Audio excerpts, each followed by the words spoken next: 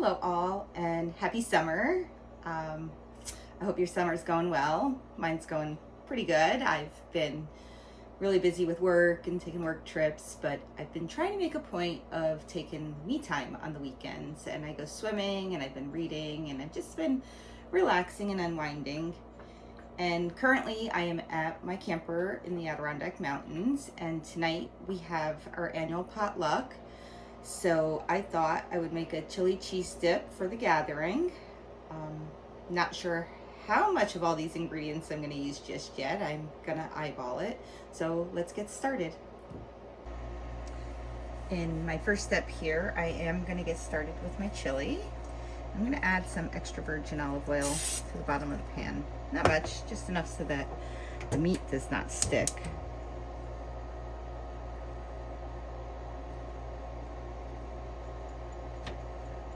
And then I'm going to go ahead and add my meat. I have this on roughly a medium heat. And I'm going to go ahead and take the next couple minutes and fry this up.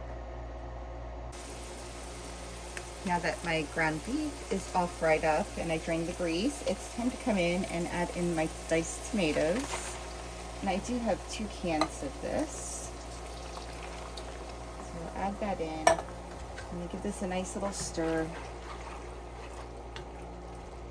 And then I'm going to go ahead and add in my chili mix. I have 1 packet of original and 1 package of hot.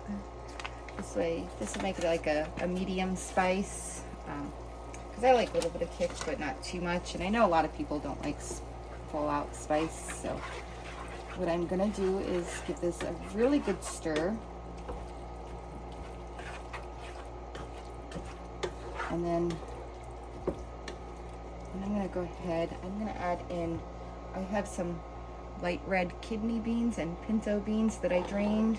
So I'm gonna add those in. Just give this a really good stir. And once it's nicely stirred, I'm gonna put the lid on it and just let it simmer for a little while. So we'll be back shortly. Check out this chili. It has been simmering here for roughly 15 minutes. It was covered. I just took the cover off, but look at how good that looks. So now what I'll do is I'll just let this continue to simmer, and I'm gonna go start up the grill to let that heat up. You can do the next step either on the grill or in the oven, but because it's so darn hot, I'm gonna do it on the grill. So I'll get the grill ready, and then I will be back to start getting the pan ready. My grill is warming up, so now I'm gonna start getting the tray ready. I'm gonna come in with my cream cheese, and what we want to do is we want to scoop this in here and then kind of spread it out so that you have a nice layer at the bottom of the pan. And I have a 16-ounce container here, so let's see how well this does. I did buy a second 16-ounce just in case, but I think I might want some more of the other container because this isn't quite enough for this big pan. So I will be back. Let me go grab that. Okay, so I spread out what I had from the first 16-ounce container, and now I'm just going to go ahead and I'm just going to add a big spoonful, maybe 2, and then I will go ahead and spread this all out so there's a nice even layer at the bottom of my pan.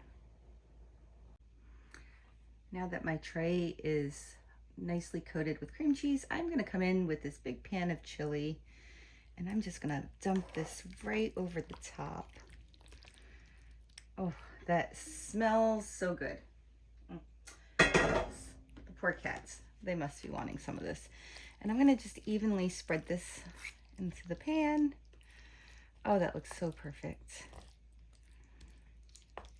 And then we are going to come back in with our cheddar cheese, and I'm cheating and using the bag because I tend to do that a lot, but you could get fresh cheese and grate it yourself, but this is easier because I went swimming today and I really didn't leave myself enough time to put this together, so this is what we've got.